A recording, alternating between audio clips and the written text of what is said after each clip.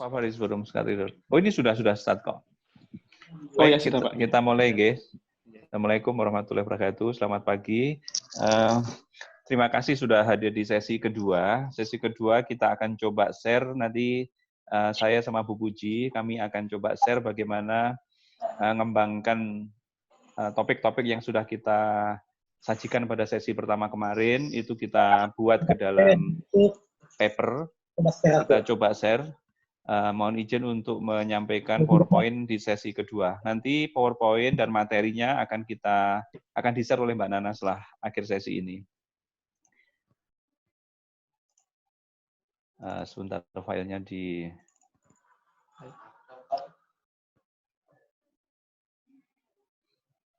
Apakah sudah masuk PowerPoint-nya? Sudah masuk. Ini masuk screen-nya. Bukan PowerPoint yang masuk, Belum Pak. di PowerPoint-nya, Pak. Oh, sebentar. Masih di folder. Sebentar. Saya coba, ini lupa ini, sebentar.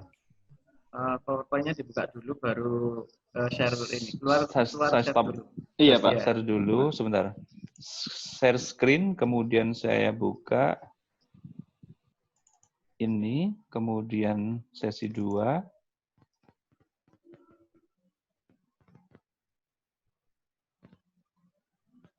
Sudah? Sebentar. Kebalik, Pak. Dibuka dulu PowerPoint-nya, baru di baru screen, Pak. Oh, Masya Allah. Kebalik ya. Terima kasih. Sebentar. Ini baru pertama kali mau pakai ini.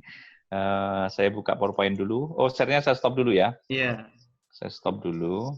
Buka PowerPoint. Kemudian saya buka PowerPoint dulu.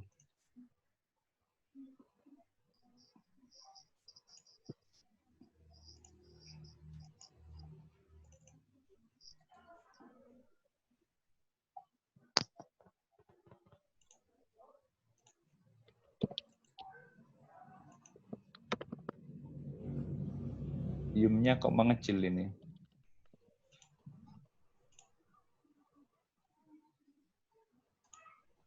Sudah. Apakah sudah masuk sebelum ya? Masih belum, Pak. Ini saya share ya. Saya klik PowerPoint-nya, saya share. Sudah. Sudah masuk kah? Masih loading, Pak. Sudah masuk, Pak Yudi. Sudah ya. Sebentar.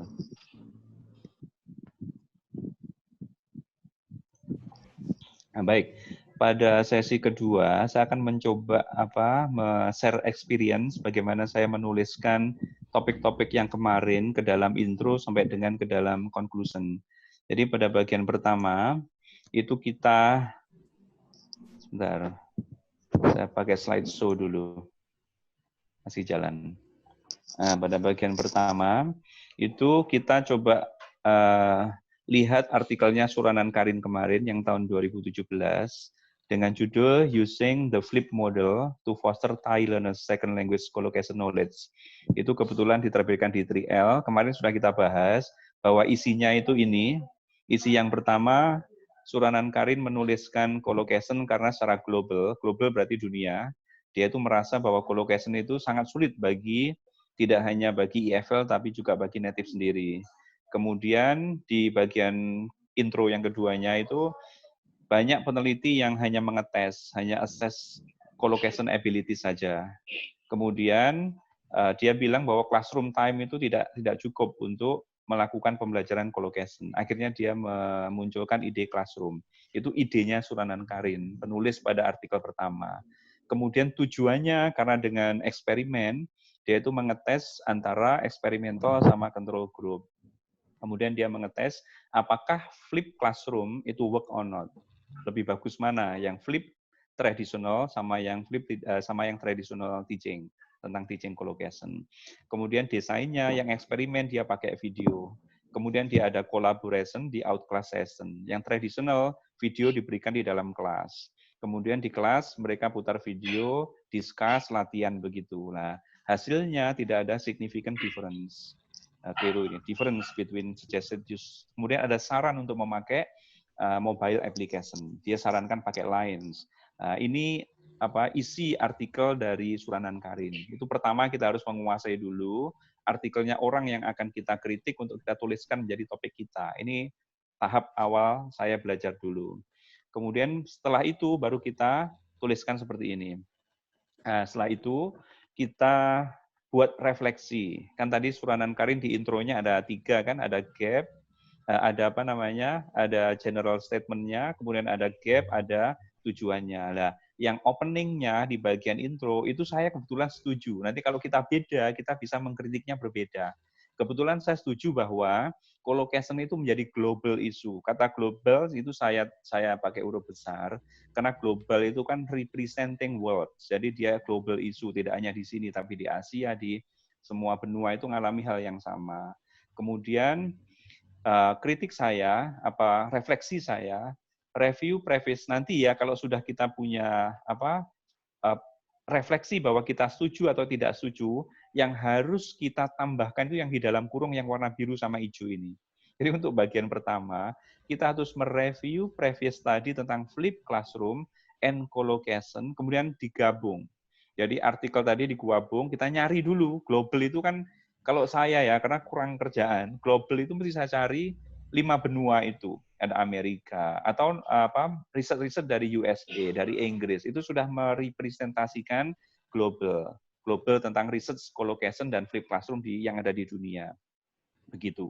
Kemudian kita gabung, kita baca ada. Nah ini kalau yang refleksi 1 aja, ini kalau misalkan ada katakanlah 10 referensi, berarti kan Bapak Ibu harus mencari 10 artikel yang meneliti tentang collocation sama flip classroom yang ada di negara berbeda-beda. Jadi untuk bab 1, untuk opening saja, karena refleksi saya setuju, maka saya mencari minimal ya 5 sampai 15 atau 10 sampai 20 artikel untuk poin yang opening. Jadi nanti di opening enak. Nah, bahwa collocation itu sudah banyak diteliti, ada writing, ada reading, ada ini, namun yang belum ini, nanti bisa begitu. Kemudian yang kedua, karena setelah global di punyanya Suranan Karin itu tadi, yang di tengah-tengah itu dia membahas Thai students, itu juga mengalami hal yang sama, dan dia juga menunjukkan riset-risetnya di yang Thailand, maka di bagian setelah opening itu, bawahnya sedikit, itu kita pakai konteks Indonesia. Nah, kebetulan kemarin saya cari research tentang collocation problem, collocation research yang ada di Indonesia, itu hanya saya temukan kebanyakan dari UM sama dari luar Jawa, itu dari Palangkaraya. Itu mereka juga ngukur semuanya. Jadi kita cari yang hanya ngukur, karena kita kan ingin mengkritik. Wong sulit kok hanya diukur saja, hanya dites kemampuan saja. Kita cari yang itu.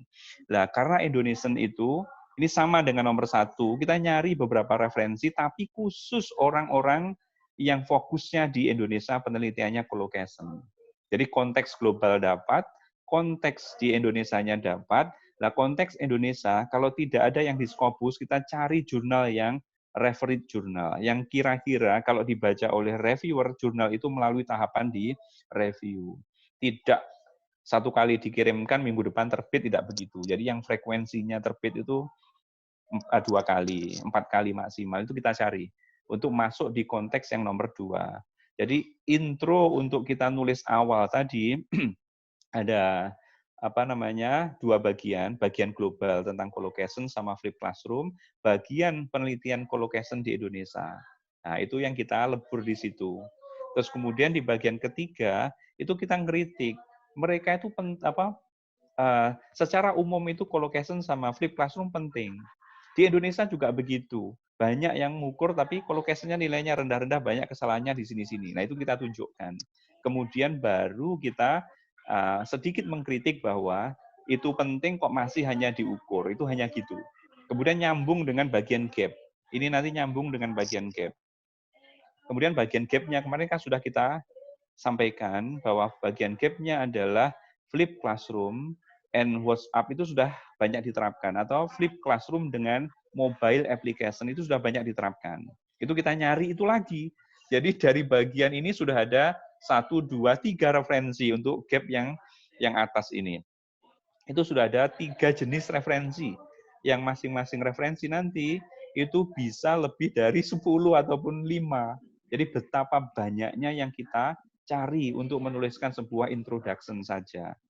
Jadi kebetulan flip classroom sama WhatsApp itu banyak sudah diteliti. Kita cari Kalau Bu Puji kemarin bilang pros sama cons-nya itu kita tunjukkan. Jadi lebihnya, kelebihan atau benefits daripada Flip Classroom dan WhatsApp kita sanjung dulu.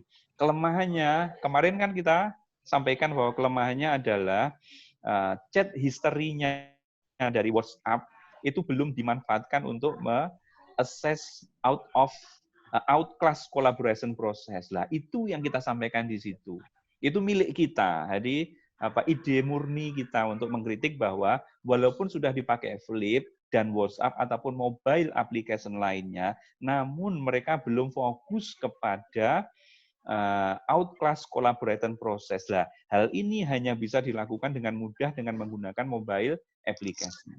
Jadi seperti itu kerumitannya di dalam menulis bagian intro. Jadi kalau sudah begitu kita punya pandangan yang kerucut dari lebar ke bawah tadi, global advantages of Flip Classroom, kemudian di Indonesia bagaimana konteksnya, kemudian gap-nya ini kita masukkan. WhatsApp sama Flip sudah ada, meritnya sudah ada, demeritnya atau shortcomings-nya sudah ada. Kemudian yang belum adalah WhatsApp-nya dimanfaatkan untuk assess out-class collaboration process. Lah, itu yang kita masukkan di situ.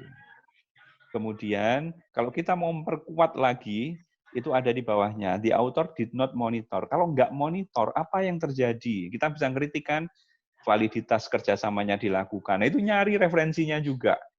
Nah, betapa banyaknya untuk menulis sebuah intro itu yang harus kita sajikan referensinya. Kalau kita hitung, ini ada 1, 2, 3 sampai di atas, 1, 2, sudah ada 5 kategori referensi. Kalau masing-masing 5 sudah ada 25 referensi yang harus kita tuangkan di dalam introduction section. Itulah seninya di dalam menuliskan introduction. Kemudian bagian closing-nya mudah. Kita tinggal menyampaikan tujuan kita sama benefit yang akan dihasilkan. Jadi benefit-nya nanti ini memberikan kontribusi keilmuan, bagaimana collaboration proses ini bisa dimonitor. Seperti apa sih collaboration proses nanti yang bagus dari hasil penelitian ini. Ya, jadi seperti itu. Kalau ada yang mau disampaikan, nanti ya, di akhir setelah Bu Puji. Ini bagian daripada Flip Classroom tentang yang tadinya belum ada WhatsApp, saya tambahkan WhatsApp. Itu seperti itu. Kalau yang kemarin punya saya yang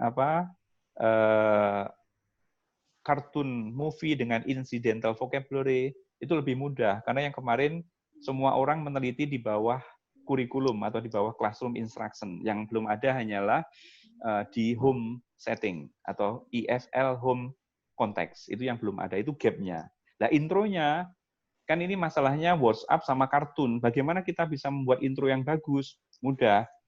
Kalau bagi yang awal begini, Bapak Ibu nyari artikel tentang teknologi yang sama. Di skill yang berbeda pun boleh. Kebetulan saya menemukan itu kan kartun dengan incidental vocabulary. Saya menemukan penggunaan Facebook. Artikel WOS itu. Facebook itu di intro bilang bahwa penggunaan Facebook di dunia lebih dari 80 juta pengguna. Penggunanya adalah kalangan muda. Maka untuk kartun kita transfer aja. Ada transferability. Penggunaan kartun bagi anak-anak itu 90% anak di Inggris menggunakan kartun lah. Kita bisa memanfaatkan transferability dari jurnal-jurnal yang mirip untuk move-nya kita tarik kepada artikel yang kita tulis. Itu langkah bagi pemula agar coherence atau organisasi ide kita di dalam intro itu bisa fokus, tidak kemana-mana. Jadi itu yang langkah awal harus kita lakukan untuk menulis. Ada panduannya dari artikel yang ada kita sejajarkan idenya.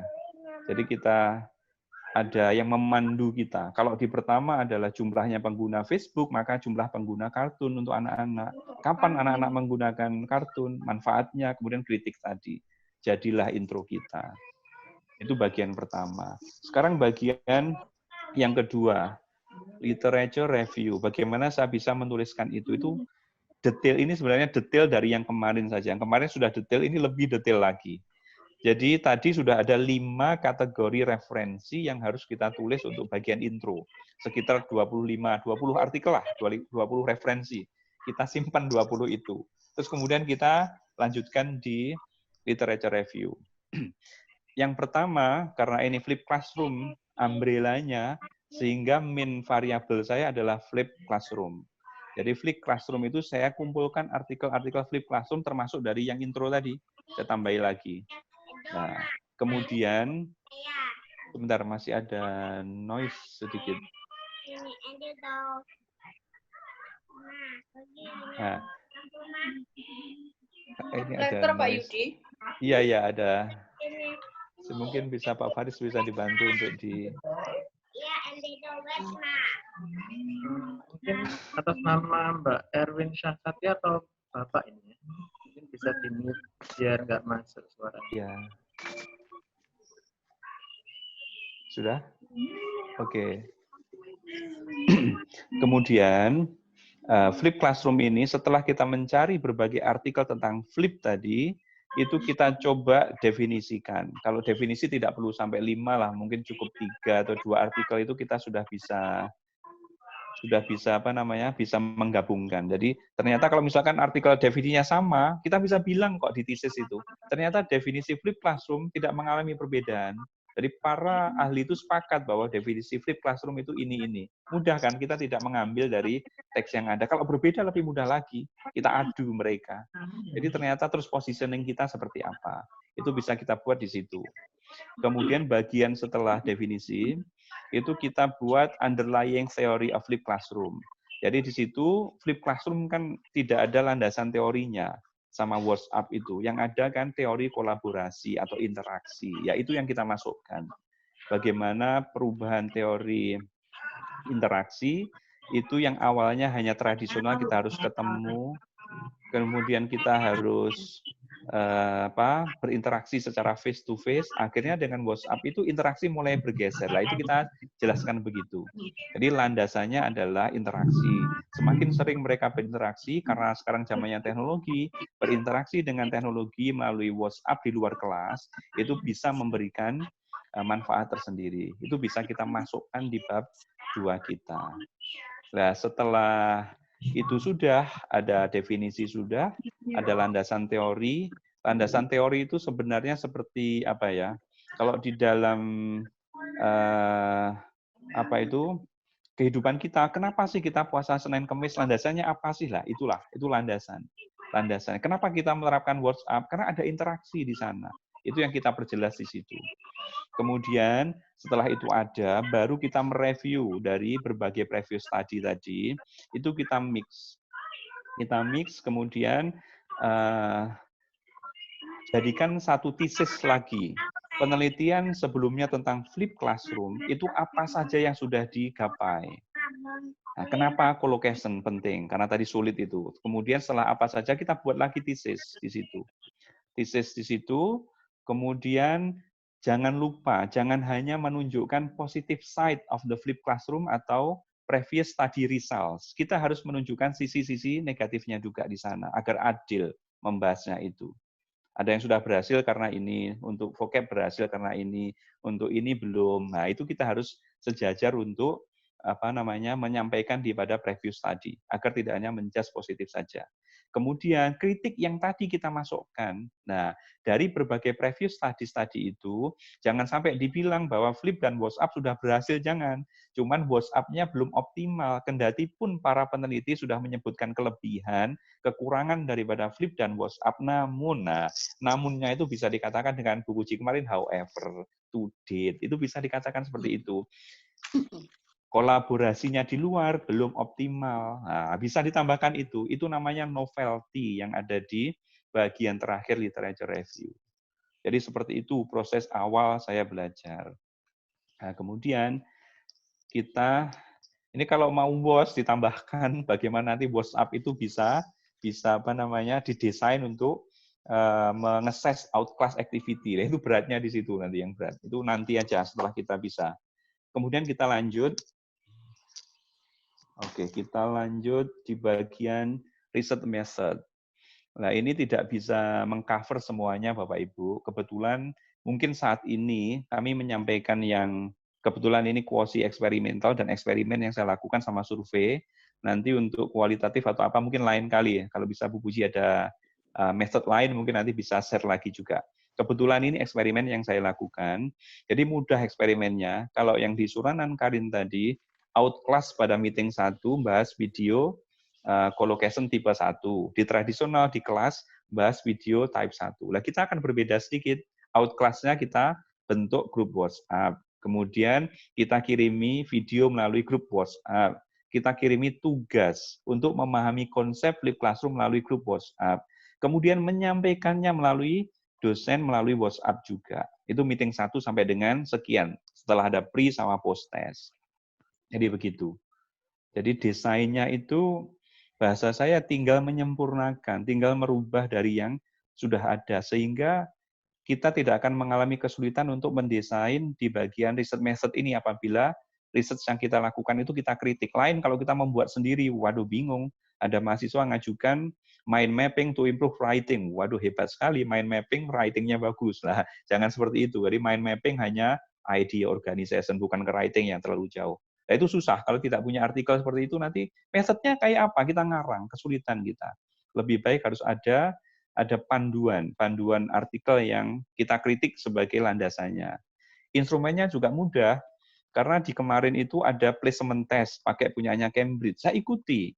Mahasiswa saya suruh ikut placement test. Dari 26 mahasiswa itu, ternyata ada 24 yang nilainya masuk normality sama homogeneity test itu diterima. Yang lainnya tetap saya ikutkan, tapi tidak saya analisa. Jadi placement testnya dari Cambridge saya pakai untuk memilih subjek mengelompokkan menjadi 2 grup. Aman saya pakai. Cambridge-nya saya kutip lagi, karena sering dipakai, validated by Suranan Karin. Jadi saya sebutkan bahwa tes ini juga dipakai oleh Suranan Karin untuk memilih subjek. Itu namanya validated, divalidasi oleh Suranan Karin.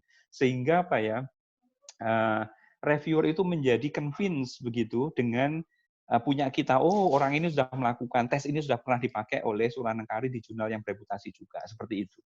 Terus kemudian, collocation testnya saya ambil juga punya, tidak saya adaptasi sama sekali, saya adopsi, saya sebut, ini dipakai Suranan Karin juga. Procedure analisisnya aman, di awal kita pretest dulu, kemudian ada 1, 2, 3 post test, itu relatif normal kalau seperti itu ya, tidak ada sesuatu yang berbeda jauh. Yang kedua, saya coba perkenalkan metode untuk simple survei menjadi yang sedikit complicated begitu. Ini artikel saya yang terbit di 3L. Sebenarnya surveinya sederhana. Kemarin sudah kita jelaskan ada PPG. PPG ada 2, tradisional sama blended. Ada online, kemudian ada tradisional. Nah, itu kita masukkan di sana. Jadi materi TPD-nya itu apa kita sebut. Mereka dapat ada namanya teaching pedagogy atau teaching strategy, ada discussion, ada peer teaching di sekolahnya. Nah, itu semua kita masukkan di sana. Biar tidak hanya kuesioner ini saya berikan kepada guru setelah mereka selesai. Ada konteks apa? Lah, konteks itu tidak boleh putus konteksnya.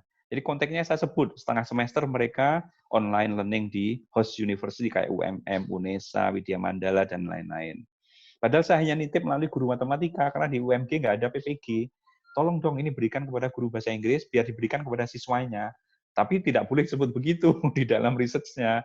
Itu hanya teknik penyampaian. Di risetnya ada sebuah fenomena 1 tahun TPD, ada blended, kemudian mereka belajar ini. Mereka ada tes juga, setelah itu mereka dapat sertifikasi. Pada saat praktek di sekolahnya mereka ditemani guru, ditemani dosen. Saat ditemani dosen itulah setelah praktek mengajar, kuesioner kita bagikan.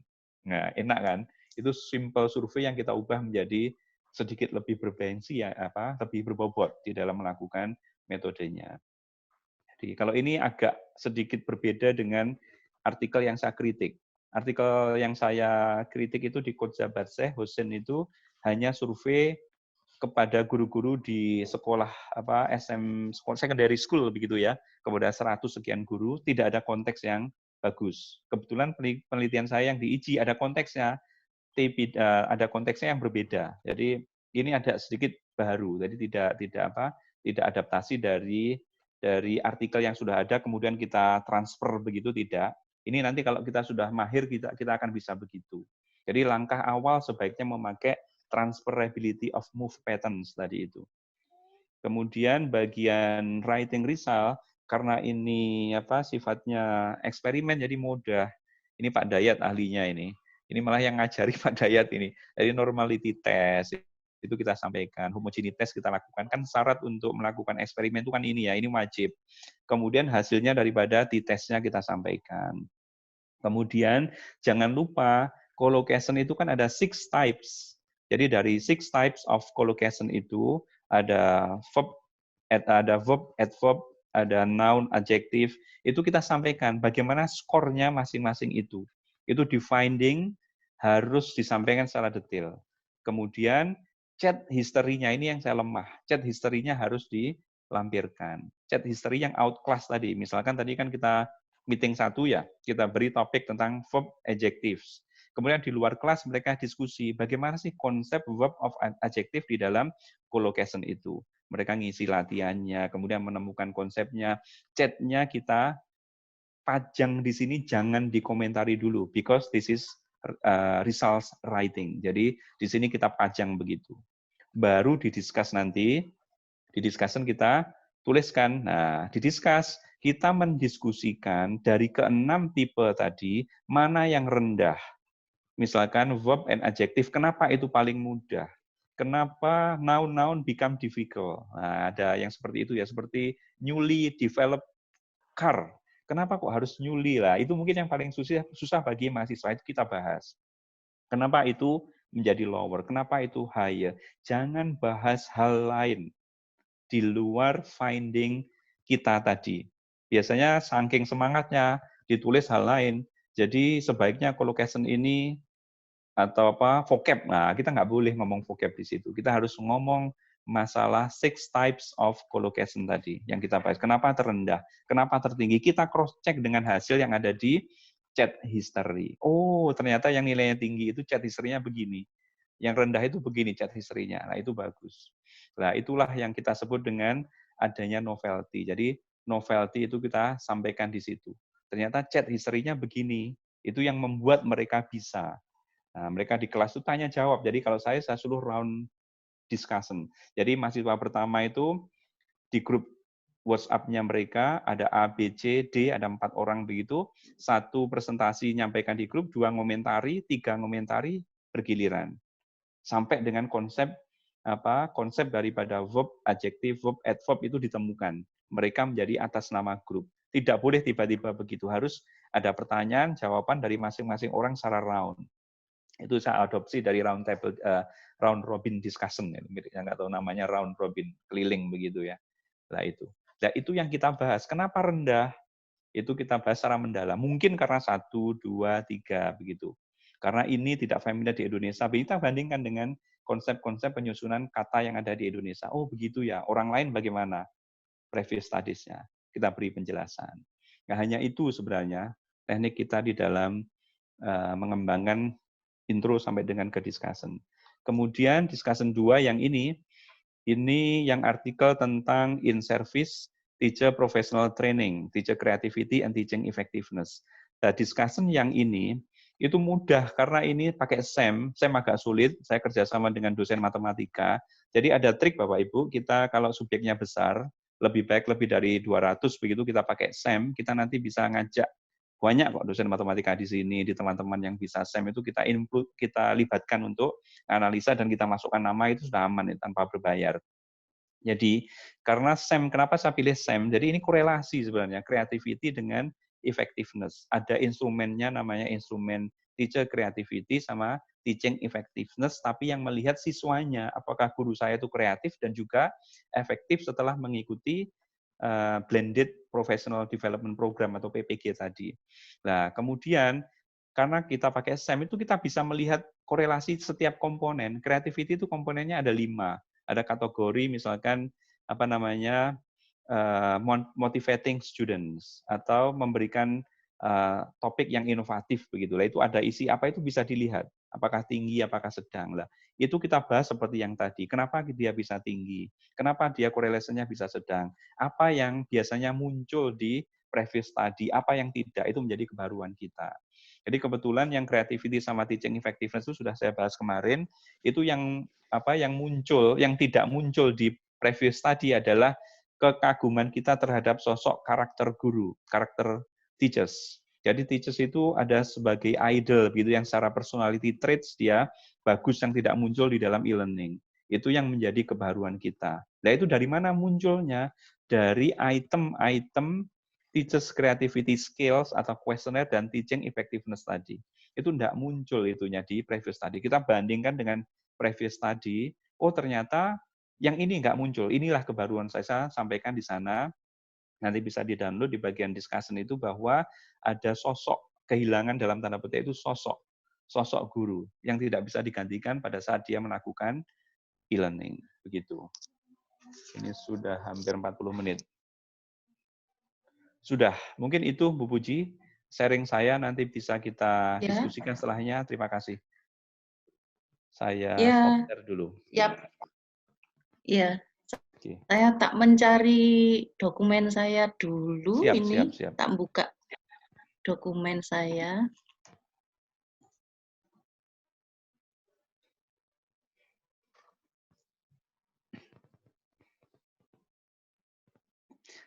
Sambil menunggu Bu Puji, jadi saran saya ketika melakukan bimbingan, ketika membimbing kepada mahasiswa, sebaiknya kita selalu didampingi oleh artikel-artikel yang mirip. Jadi nanti mulai dari mengkritik, menghasilkan topik, biar kita itu tidak lepas dari tidak lepas dari panduan, karena itu kan kitabnya ya, panduan kita untuk melakukan penelitian itu tidak nyimpang terlalu jauh. Mulai dari ngajukan judul pun kalau bisa, kenapa judulmu datang? Yang aneh kadang-kadang begini, mahasiswa ngajukan topik, Pak saya mau ngajukan puppet atau mind mapping. Kenapa kok mind mapping? Karena mind mapping bagus untuk meningkatkan writing. Loh kok begitu? Jangan. Temukan topik mind mapping di previous study, kemudian kritikmu apa terhadap mind mapping? Oh mungkin gender belum disentuh. Nah, berarti intronya tentang gender dan mind mapping. Mudah kalau sudah itu. Sudah siap Bu Puji? Insya Allah sudah Pak. Oh, monggo Bu Puji, Ya. silakan. Silakan. Ya, oke. Selamat pagi. Assalamualaikum warahmatullahi wabarakatuh. Teman-teman, kita teruskan yang kemarin ya supaya ada kesinambungan antara pertemuan yang kemarin yang mungkin banyak sekali membahas konsep-konsep dasarnya, basic concept of writing a manuscript for journal. Nah, sekarang kita lihat practicality-nya ke hal-hal yang bersifat praktis. Tentu saja kalau hal-hal yang bersifat praktis nantinya lebih banyak pada contoh-contoh. Saya akan menyajikan contoh-contoh. Saya nggak terlalu pandai soalnya kalau membuat slide seperti Pak Yudi tadi, tapi kalau membuat contoh-contoh, saya ambilkan contoh yang real terjadi di classroom saya, tulisan yang ada yang saya kumpulkan dari classroom saya, ini contoh yang bagus dan menjadi experience yang bagus juga mungkin bagi yang lain. Jadi itu nanti yang akan saya lakukan. Kemudian sebelum ke sana, saya ingin menjelaskan dulu bahwa yang namanya menulis artikel di jurnal itu tidak melulu, tidak hanya not only gitu ya, research based article seperti yang sudah dijelaskan oleh Pak Yudi. Tetapi juga ada bentuk jurnal yang disebut dengan non-research based article. Itu bisa bentuknya komunikasi. Di beberapa jurnal itu dia dipilih, ditawarkan apakah jurnal Anda nanti tipenya research, non-research juga banyak, communication, brief report, book review, dan lain sebagainya. Nah, jadi kalau kita misalnya belum punya research yang bisa kita publish karena mungkin S2 kita itu juga belum selesai, kita ingin membuat artikel yang base-nya adalah dari hasil riset S2, tidak hanya hasil riset kita simpan di drawers, kemudian just leave it like that, I'm graduating, it's okay, that's it, bukan, tetapi lebih pada orang ada tulisan yang menyebutkan publish or perish. Anda mempublikasikan atau hilang sama sekali temuan Anda, di perish istilahnya. Jadi ada yang seperti itu. Kalau sambil menunggu, Anda boleh juga mencoba menuliskan apa yang disebut dengan non-research based article. Ini yang sering saya sedikit agak punya angles yang berbeda gitu dengan Pak Yudi ya. Kalau Pak Yudi ini fokusnya lebih banyak pada research based, saya suka sekali menggunakan yang non-research based article. Terutama ketika saya mengajar ada mata kuliah itu yang disebut di postgraduate scientific writing. Dalam scientific writing, apalagi itu yang namanya ELT, bidang kita specifically, itu bidang kita ELT, itu apa ya, kalau disebut dengan hard science juga bukan. Jadi lebih pada science yang soft atau humanities atau hal-hal yang berhubungan dengan human gitu ya. Itu saya di scientific writing kebanyakan itu ditawarkan pada semester di mana mahasiswa sebenarnya dia belum selesai mengerjakan tesisnya. Nah, saya sedikit agak apa ya, muter 7 keliling. Ketika saya diberikan mata kuliah itu, saya tanya ke kaprodinya, Pak, ini luarannya apa di mata kuliah ini? Capaian yang harus students capai untuk mata kuliah ini selesai saya ajarkan selama 6 bulan apa gitu. Jadi capaiannya ya minimal bisa publikasi nasional, maksimal ya kalau ada grup yang bagus gitu, anak yang bagus menulisnya ya bisa lah internasional walaupun tidak Scopus gitu. Jadi oh ya oke, bisakah saya ya? Karena anak-anak belum punya riset. Jadi yang saya lakukan adalah scientific writing yang base-nya tidak ada risetnya. Nah ini agak sulit juga. Kemudian itu oleh karena itu makanya saya agak sedikit mengarah ke sana, mungkin sedikit akan memberikan contoh yang non-research base. Nggak apa-apa ya Pak Yudi ya, punya kespesifikan khusus ini. Jadi saya tunjukkan dulu, kemarin itu saya membahas, share slide dulu, share screen. Sudah.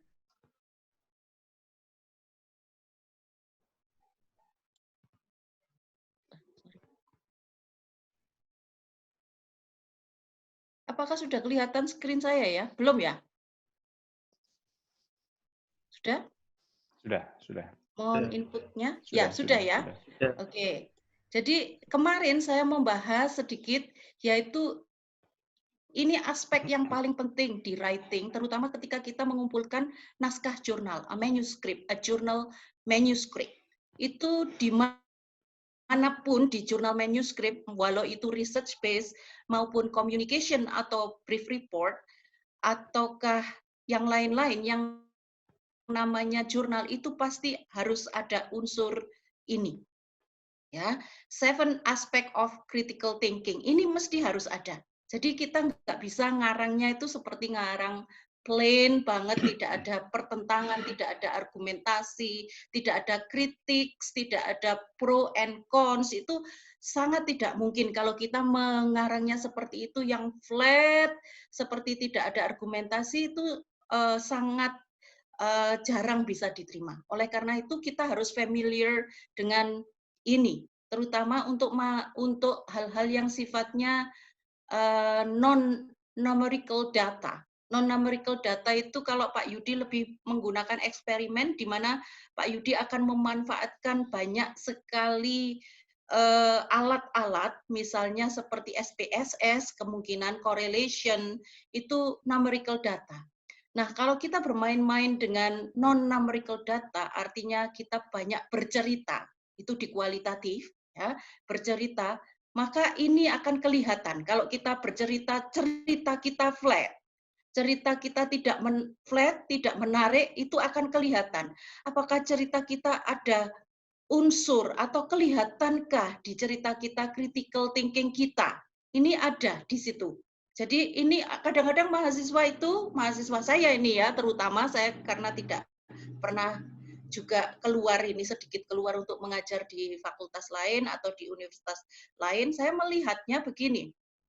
Ketika mereka mengajukan judul yang nada-nadanya di statement, di research question itu nanti akan mengarah pada satu eksperimen atau mereka bermain-main dengan numerical data, itu biasanya mereka bilang begini, jangan Ibu, saya kalau statistik kayaknya nggak begitu mampu, jadi saya jangan statistik. Loh, terus mau kemana? Maka saya pilih Ibu supaya saya bisa kualitatif gitu ya. Jadi saya enggak, dari dulu matematika saya hindari gitu. Jadi saya pengen yang kualitatif saja. Nah, ketika sudah memilih kualitatif, kemudian terbukti mahasiswa ini tidak bisa bercerita. Loh, lah bingung toh. Di kuantitatif enggak mau karena ketemu statistik, tapi di kualitatif temuannya sangat short, tidak deep gitu, tidak mendalam gitu, tidak rich, informasinya tidak bisa rich seperti yang itu the requirement in qualitative gitu. Menjadi loh, ini kok cuma segini kualitatif, apa yang kamu ceritakan ini? Saya Bu, ya memang ini temuan saya. Loh, sudah dieksplor ke partisipan kah? Apa ada informasi ini yang tidak disebutkan oleh partisipan ketika fokus group discussion, kemudian tidak dieksplor kah? Enggak. Lah ini baleni lagi nanti fokus group discussion. Nah, itu masalahnya ketika Anda juga melakukan kualitatif. Jadi masing-masing punya strength, ada weaknesses-nya.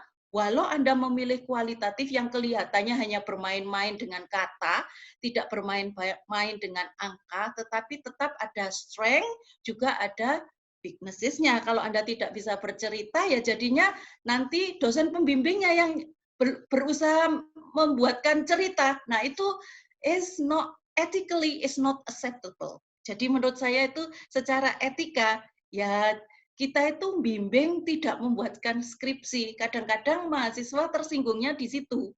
Nah, seperti itu.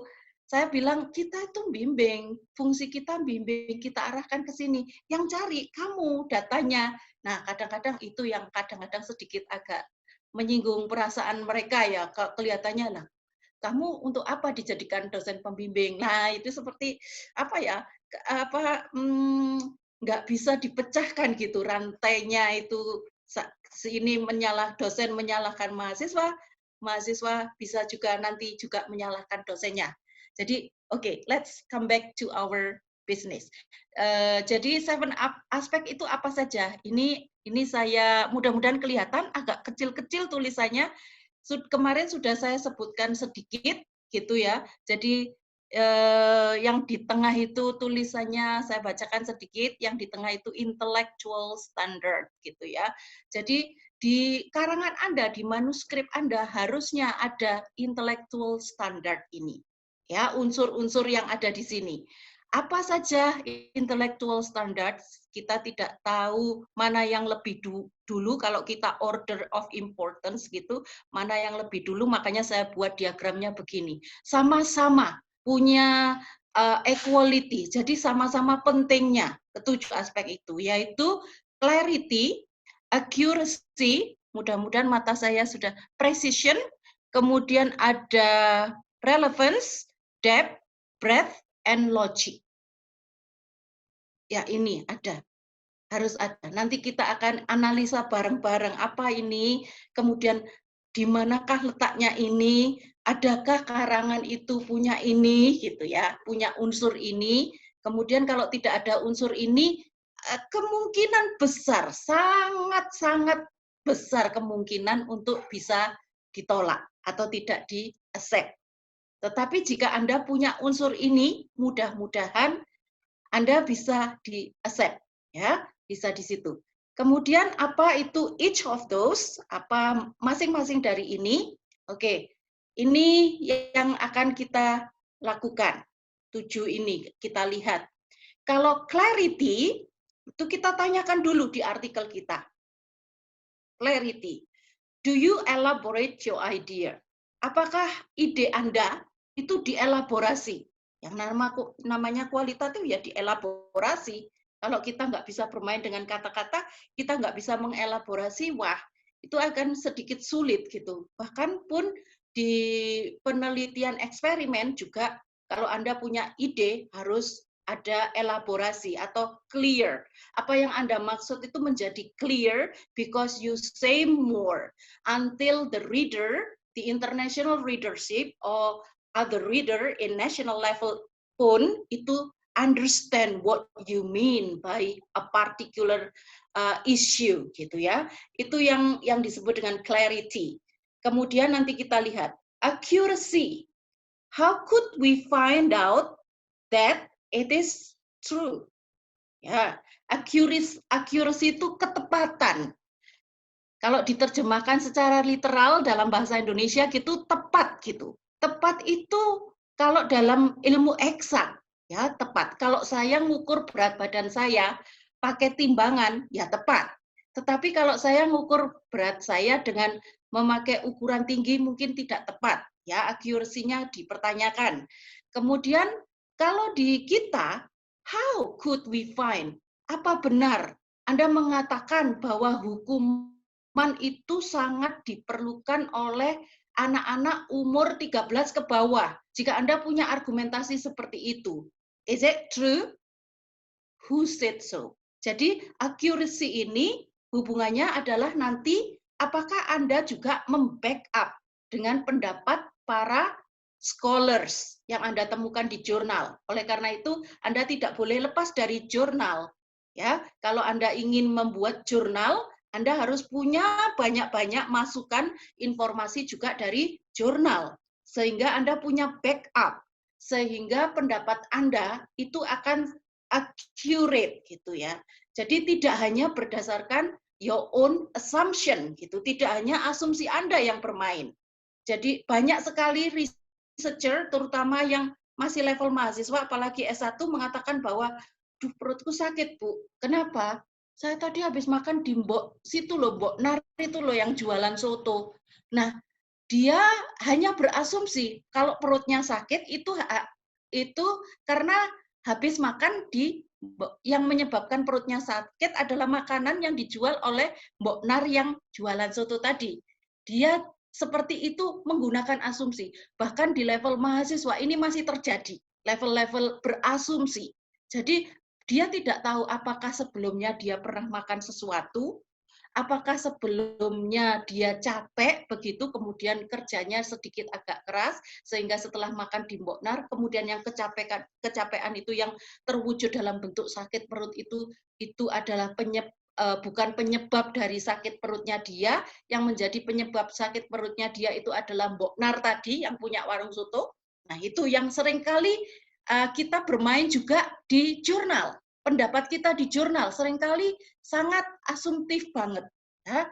Dasarnya asumsi, tidak di backup.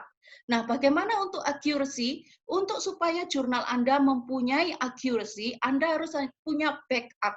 Banyak dari siapa yang mengatakan itu, bahwa punishment untuk anak umur 13 tahun ke bawah atau yang disebut masa-masa teenage atau apapun, whatever itu yang ada relasinya dengan itu, Anda punya backup yang banyak. Ini ada beberapa scholars yang mengatakan itu. Nah, kemudian precision. Could you be more exact? Ya, could you be more exact? Apa maksudnya precision?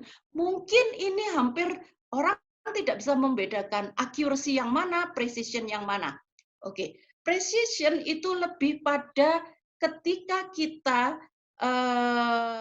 mengatakan bahwa sosial media untuk anak umur 13 tahun, anak children for children umur 13 tahun, under 13 years tidak diperbolehkan.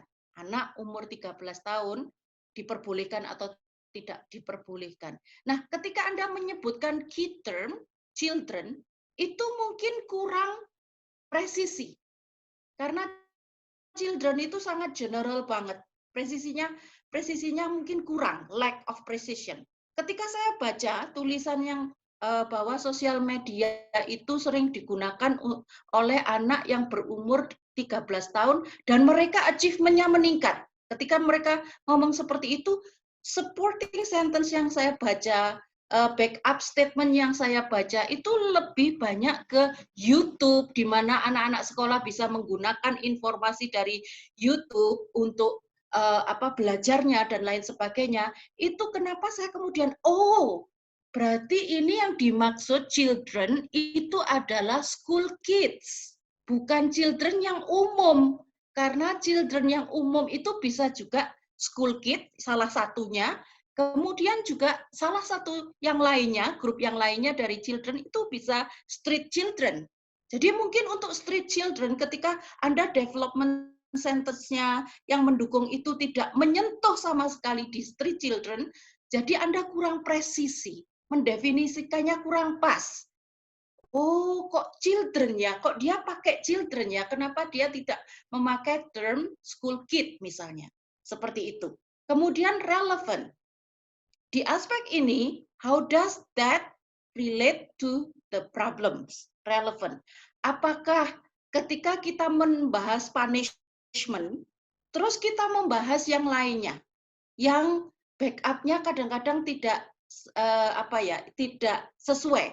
Misalnya begini, saya menjumpai sebuah artikel yang saya baca dari hasil scientific writing, mereka ingin menawarkan TPD, Teacher Professional Development, kemudian bentuknya apa sih? Teacher Professional Development akan diarahkan kemana? Gitu. Padahal ini sudah tahun 21st century, di mana Revolution 4.0 itu dikatakan sudah mulai kelihatan, dan harus guru-guru itu ketika men-setting TPD itu harus mengarah ke skill yang dibutuhkan untuk revolusi industri 4.0 atau di equal to education 4.0.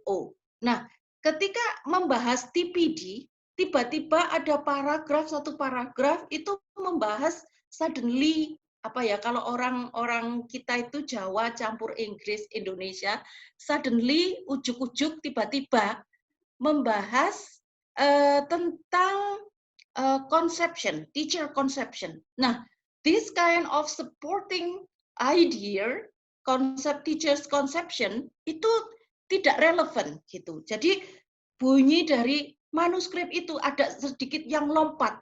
Loh, ini kok tiba-tiba dia bilang teacher conception, dan tidak ada paragraf yang mengkoneksikan paragraf relate bagaimana yang TPD yang ditawarkan tadi ke teacher conception. Jadi pecah saja, tidak ada sambungan. Itu yang sedikit agak membingungkan juga. Kemudian yang depth itu kita lihat, do we need to look at the problem deeper? Ya, apakah cukup ini problemnya TPD atau ada problem-problemnya lain? Ketika TPD itu yang sudah di-establish atau sudah di-setting atau di-offered by the government, kemudian diterapkan di Indonesia, ada model A, B, C, TPD yang mulai tahun dulu kita bedah, kemudian apakah problemnya hanya problem waktu saja, waktu TPD-nya itu terlalu singkat, misalnya ketika ada TPD PPG yang dulunya hanya 10 hari. Apakah yang dipecahkannya problem waktu? Tidak ada problem lain. 10 hari dulu namanya PLPG, sekarang ada TPD yang namanya PPG 3 bulan atau apapun. Apakah hanya masalah waktu ketika kita melihat problem itu?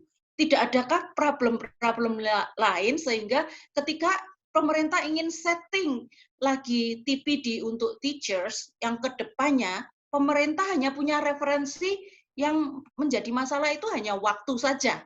Apakah hanya itu?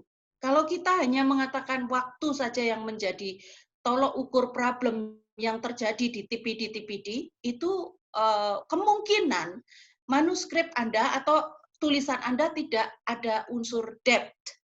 Ya. Kemudian yang terakhir adalah breadth. Do we need to look at this from another perspective? Jadi apakah kita akan melihatnya dari perspektif sedikit agak ada kemiripan antara depth dengan breadth misalnya. Jadi ketika melihat perspektif itu banyak, tidak hanya dari sudut pandang ilmu. Misalnya kalau kita di education atau di ILT itu ada sudut pandang lain yang kita mungkin akan include-kan, mungkin SLA kita atau SLA teori, misalnya second language acquisition. Mungkin ada beberapa psychology teori yang ada hubungannya dengan ILT. Itu adalah melihat dari perspektif yang lain. Jadi kemungkinan ada ketika kita membahas dari sudut pandang yang lain, yang tidak hanya disiplin ilmu seperti psikologi, kemudian second language acquisition, dan yang lain-lainnya, itu ada hubungannya dengan depth. Kemungkinan ini agak sedikit gandeng tangan gitu. Kemudian perspektif juga tidak hanya dari satu sudut, misalnya teachers. Orang bisa melihat dari perspektif students, bisa melihat dari perspektif policy maker. Nah, itu yang kita lihat apakah ada unsur ini sebenarnya. Kemudian saya akan tampilkan ini. Nah, ini sengaja saya hilangkan karena scientific writing yang ada di kelas itu sebenarnya ada hubungannya juga dengan publishing jurnal, manuskrip nantinya, entah itu di level nasional ataukah di level internasional. Maka saya akan pakai contoh ini, ya, akan memakai contoh ini di kelas saya. Ini adalah saya hilangkan namanya, ya, confidential, gitu ya. Ini contoh saya salah satu siswa gitu ya. Yang lainnya juga apakah Bu Puji nggak valid nih instrumennya. Yang lainnya juga seperti ini. Hampir kebanyakan. Karena itu saya menyebut mereka itu sebagai novice author. Ya, novice author itu yang kemarin sedikit agak disinggung. Mereka betul-betul baru dalam penerbitan jurnal. Mereka betul-betul tidak tahu bagaimana menuliskan manuskrip. Kemudian saya kadang-kadang dengan novice author ini tidak berani bermain dengan Scopus, karena pertama kali submit di saya sebagai tugas, karena itu satu semester itu 14 pertemuan. Kalau saya koreksi hari ini seperti ini, misalnya mereka setelah menuliskan manuskrip gitu, istilahnya draft gitu, ini belum tentu dalam 1 minggu mereka bisa memperbaiki. Mereka masih kebingungan, belum tentu bisa memperbaikinya. Oleh karena itu, kadang 14 pertemuan itu kalau mereka sampai bisa selesai dan bisa publish, itu luar biasa kerja keras anak-anak di program master ini, luar biasa kerjanya. Jadi mereka nggak henti-hentinya, di samping ada tugas-tugas lain yang juga diberikan ke mereka sebenarnya oleh dosen-dosen pengampu mata kuliah lain. Nah, coba di sini, ini judulnya Promoting the Model of Professional Development 21 abad 21 Teaching and Learning Based for English Teacher at Junior High School. Nah, jadi judulnya saja sudah sedikit agak confusing ya, sedikit agak confusing. Learning based for, ya, based for apa itu ya? Untuk ini apakah yang dimaksud untuk English teacher di junior high school? Kita ingin men-set atau membuat professional development abad 21 untuk guru-guru SMP, mungkin begitu. Saya raba-raba saja sedikit. Karena ketika sudah pulang, anaknya nggak ada, saya nggak bisa tanya. Baru 1 minggu kemudian bisa ketemu lagi dan bertanya. Oke, untuk judul biasanya I let it like this first. Saya akan membiarkan seperti ini dulu. Nanti judul itu bisa biasanya di kualitatif itu judul itu bisa nanti disetting karena kita akan menemukan sesuatu yang baru kita include-kan, kemudian judul itu bisa berubah. Oke, saya menginjak ke sini dulu. Ini ada komentar saya, terlihatkah komentar saya, Pak Yudi? Yang kelihatan ya, yang komentar komen itu saya kan, ya. kelihatan. Ya, ini yang komentar saya tentang yang paragraf ini. Ini adalah this is very important paragraph, but the first impression of what you said here in this paragraph, what I mean here, is unclear. Jadi unclear itu saya buktikan di mananya unclear. Unclear itu hampir sama dengan apa yang disebut dengan yang sudah saya terangkan di slide tadi adalah clarity. Clarity-nya kurang. Jadi clarity-nya tidak ada. Misalnya, the fact that English language teacher perform better than teachers of other subject, their performance was still far from being satisfactory, showing an average score of 58%. Dia mencoba meng-compare antara subject teacher, other subject teachers, dengan English teacher. Their performance was still far from being satisfactory. Ini mungkin apa English teacher ya? Their performance are still far from showing average score 58%. 58% itu dari apa ya? 58% itu yang subject teachers atau yang English teacher? Kalau ini subject teacher 58%, di atas ada kata far better, perform better than teacher other subject, berarti teacher, English teacher harusnya lebih dari 58%. Itu pun saya tidak tahu 58%-nya dari mana. Dia mengutip World 2010. Oke, saya cari. Dari mana ya? Supaya saya jelas nih. Dari mana dia ngutipnya? World. Ini Transforming Indonesian Teaching Force I1. Lah, bukunya apa? Terus publishernya apa? Gimana saya mencarinya gimana ini? Kalau saya ingin memperbaiki itu mencarinya gimana? Ini yang saya sebut sebagai problem of novice author. Problemnya seperti ini. Ya, problem of novice author. Jadi ini banyak sekali tidak clear. Kemudian, a test showed by National Civil Service Examination that the average score of English teacher was 23.37 with great variability in the score with low score 1 and a high score 39. 23 dari berapa orang? Dari, oh ini skornya ya, variability. Kemudian ini banyak sekali nggak ada koneksinya di sini. Jadi clarity-nya itu saya anggap kurang, lack of clarity. In addition to lack of clarity, juga disebutkan di sini berarti lack of accuracy. Karena backup-nya World itu pun saya temukan, saya ingin ngecek gitu. Apakah accurate gitu datanya? Saya nggak bisa. Nih, saya nggak bisa. Karena nggak bisa. Saya untuk ngecek ke sana nggak bisa. Begitu. Ini contoh awal saja.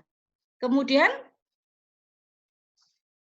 jadi satu, ada problem di paragraf pertama saja. Ada problem yang disebut dengan accuracy.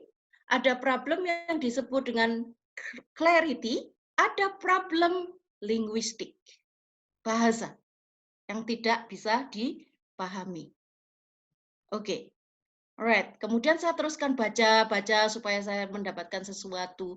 As the globalization era demands student for deeper and more complex learning. The most important factor contributing to student success in school is the quality of teaching. Teacher needs to expand their knowledge skill for implement the best classroom practice.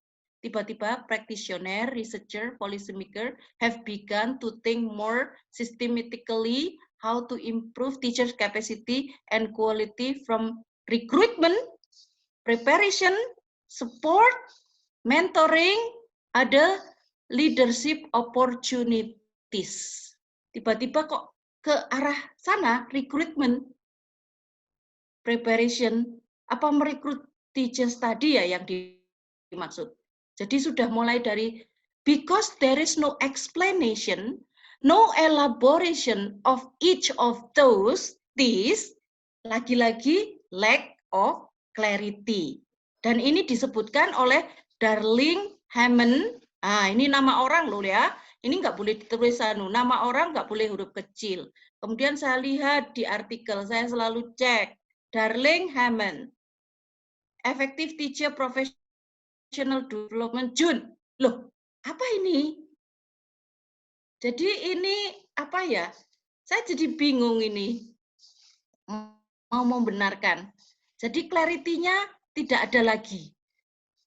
Kemudian saya lanjutkan, to ensure that teachers meet requirement as an effective educator, several program are offered. The government support teacher professional development. Several program are offered. What are they? Atau kalau Anda tidak mau menerangkan di sini, seharusnya di bawah-bawah harusnya sudah ada. Apa saja yang sudah diberikan government itu loh, apa saja.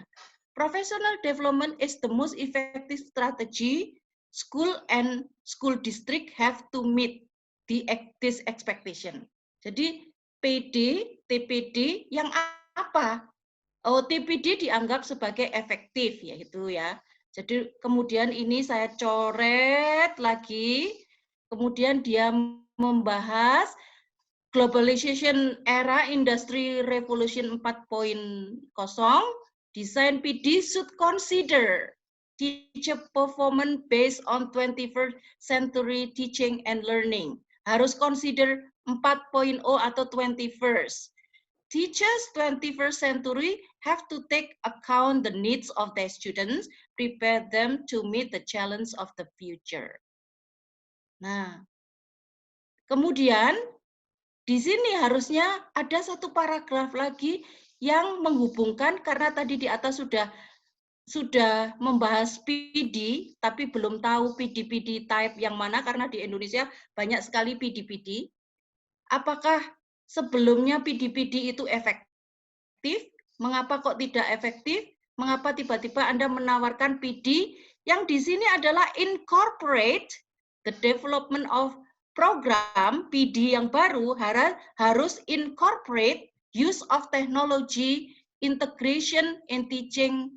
Kenapa kok harus ini? Apakah sudah tidak ada PD-PD lain yang, apakah PD-nya harus incorporate? Alasannya apa? Tidak mendasar. Ini juga lack of clarity, kemudian accuracy-nya tidak ada. Kenapa kok teknologi? Siapa yang sudah siapa dan di negara mana yang sudah menerapkan teknologi dan it works? Kemudian apakah negara-negara yang Anda kutip untuk sebagai referensi itu punya geographical features yang mirip dengan Indonesia? Tidak ada keterangan. Professional development is one of many platforms that institutions take into consideration. PD refer to many types. Nah, itu apa? Many types itu apa saja?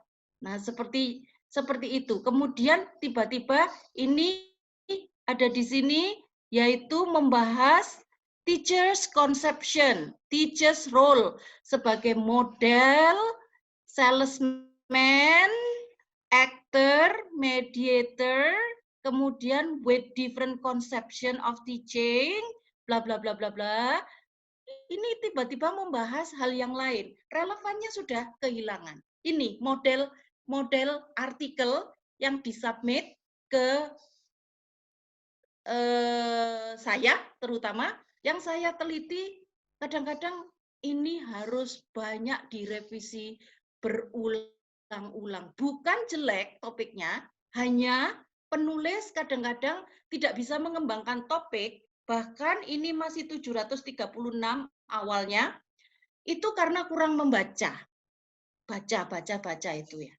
Kita kadang-kadang diingatkan untuk itu ya, baca. Itu. Kemudian reference tidak ditulis dengan lengkap. Jadi problem dari tulisan ini awal adalah clarity, relevansinya tidak ada juga, ada beberapa paragraf yang relevansinya tidak ada. Kemudian accuracy-nya juga kehilangan. Kemudian precision-nya juga kehilangan. Otomatis karena dia tidak memandang dari berbagai perspektif, maka akan kehilangan breadth dan depth-nya. Ini novice research author biasanya melakukan banyak hal yang kurang sinkron. Makanya saya setuju kalau Anda itu collaborate.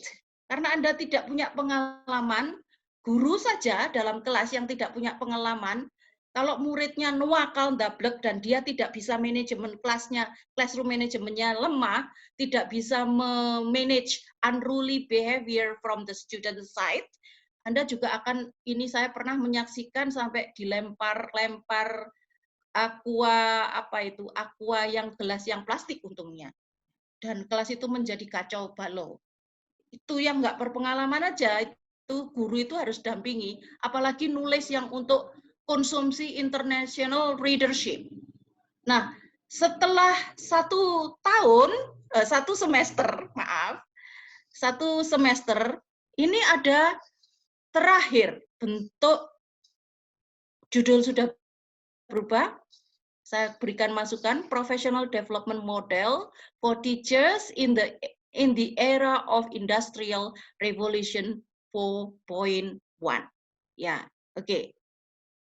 Jadi di sini introduction itu menjelaskan. Ini saya beri masukan, ini yang dipakai reference 91 atau 92 karena di reference bawah nggak cocok lagi. Ini sudah mulai 3.000 kata. Ya, moving toward professional development teachers in Asia. Jadi dia mulai membahas di Asia itu sudah dilakukan TPD, apakah ada di Asia, di negara-negara Asia, itu yang bisa dipakai reference untuk TPD yang ada di Indonesia. Itu, makanya kita merefer ke sana. Salah satunya kita akan melihat di Singapura bagaimana, bisakah Indonesia meniru Singapura. Kemudian di Jepang bagaimana, bisakah kita mengadopsi Jepang yang bagus-bagus itu. Kemudian kelemahannya Singapura apa kalau seperti itu konteksnya, bisa sangat sulit diadopsi di Indonesia. Itu argumentasi semuanya.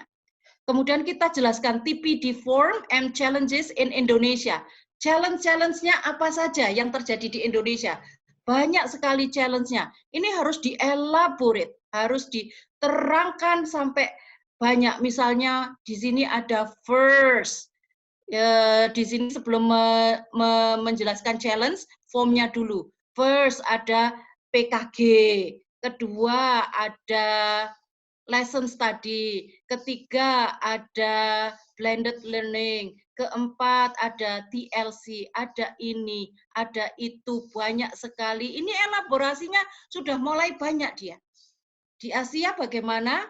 Yang similar to other Asian country, Indonesia being successful academically is highly regarded and rewarded by family.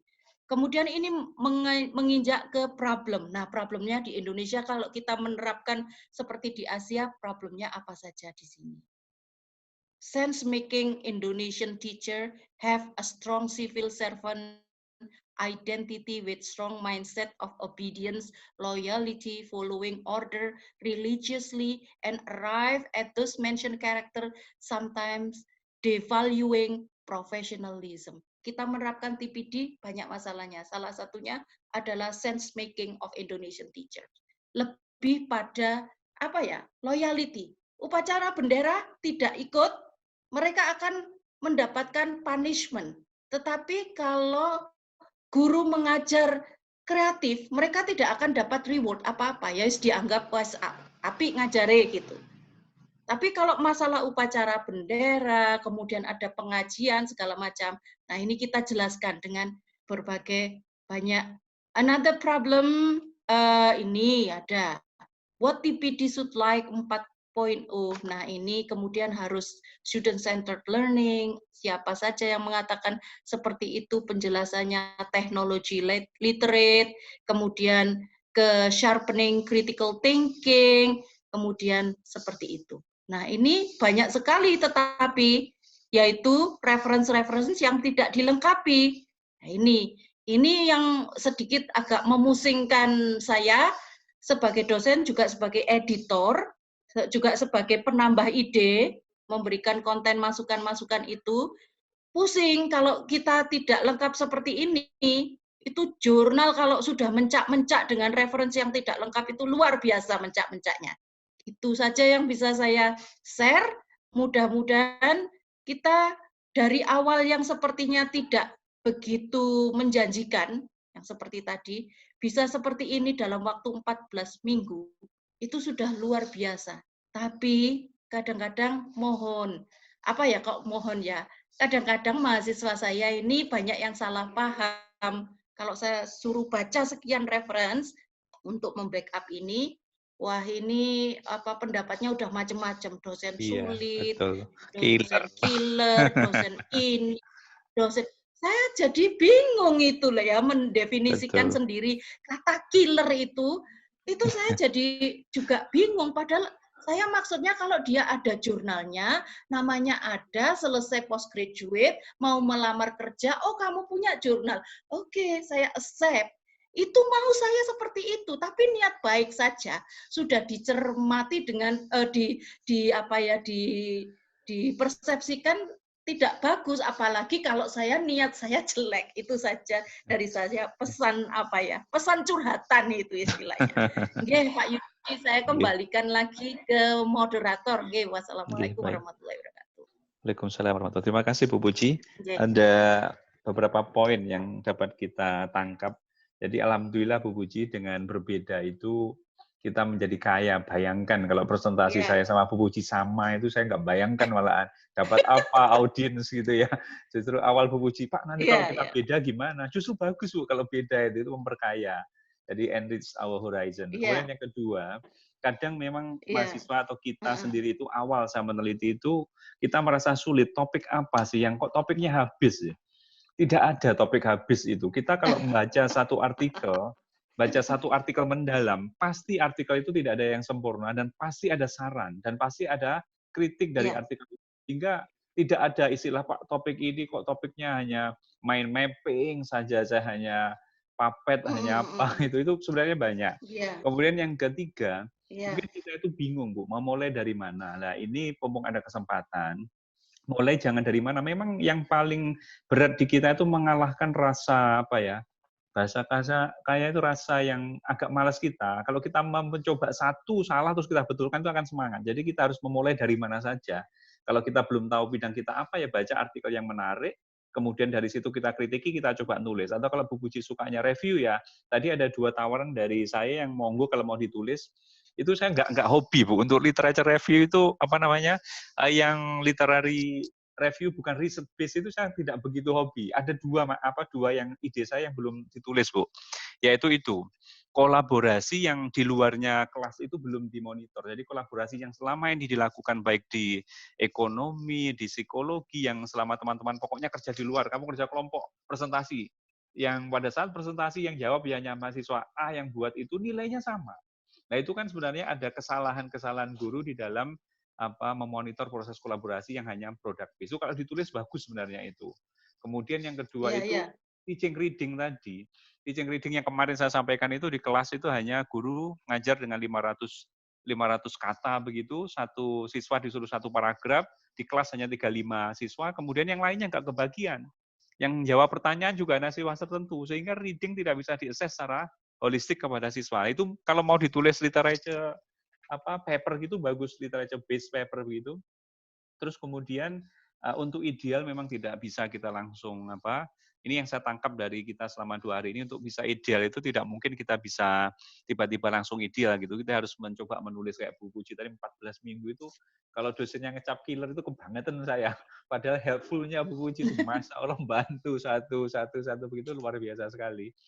Terus kemudian memang dan satu kelas pasca itu sekitar 12 orang, Pak. Iya, Kadang Bu, saya itu sampai nggak sanggup baca satu-satu, 12 orang itu luar biasa.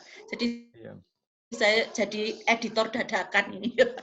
Ternyata walaupun kita beda tadi, saya tangkap dari Bu Puji beri contoh tadi ada satu kata kuncinya yaitu modifikasi. Jadi intinya memang tidak ada sesuatu yang baru. Di bawah no new things under the sun itu tidak ada sebenarnya. Yang ada hanya modifikasi. Kita membuat hal gabung dari Australia, gabung TPD dari NIE tadi, kemudian dari mana, kemudian diadopsi. Sebenarnya memang seperti itu persis apa yang saya sampaikan. Monggo di sesi kedua ini mungkin masih ada yang di sharing. Ada yang tanya share pengalaman, boleh opini. Monggo. Ya. Halo Pak. Nggih, monggo. Siapa? Fatku Rofiko Dewi.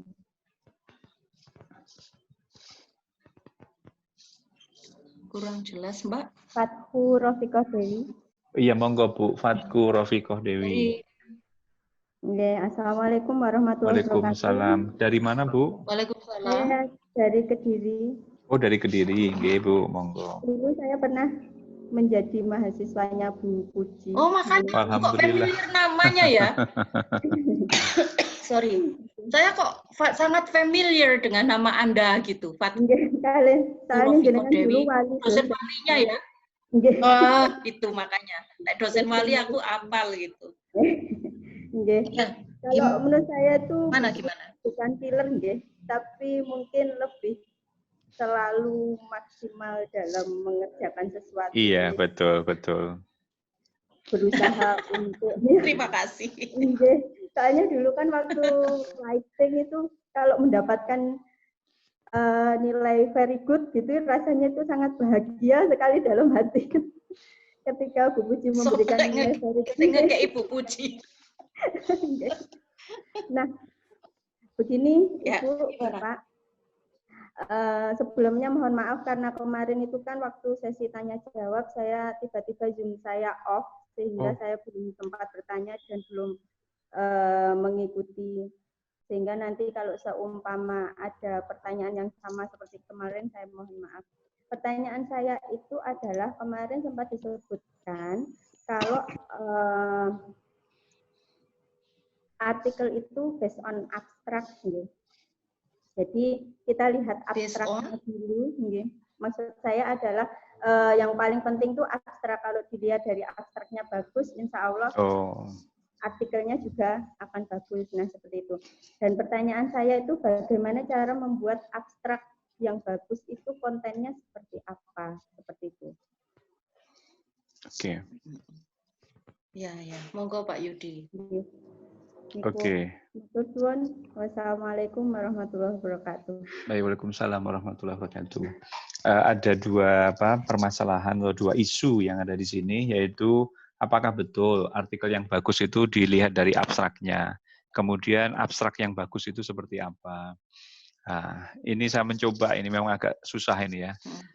Apakah begitu? Memang saya pernah mencoba di awal menulis, itu jurnal-jurnal tertentu seperti di Australia, saya lupa namanya, itu yang saya ditolak itu waktu awal nulis, saya mencoba membuat abstrak yang bagus dari hasil penelitian yang sudah jadi, saya sudah tulis, saya kirimkan memang tidak keterima. Itu artinya bisa.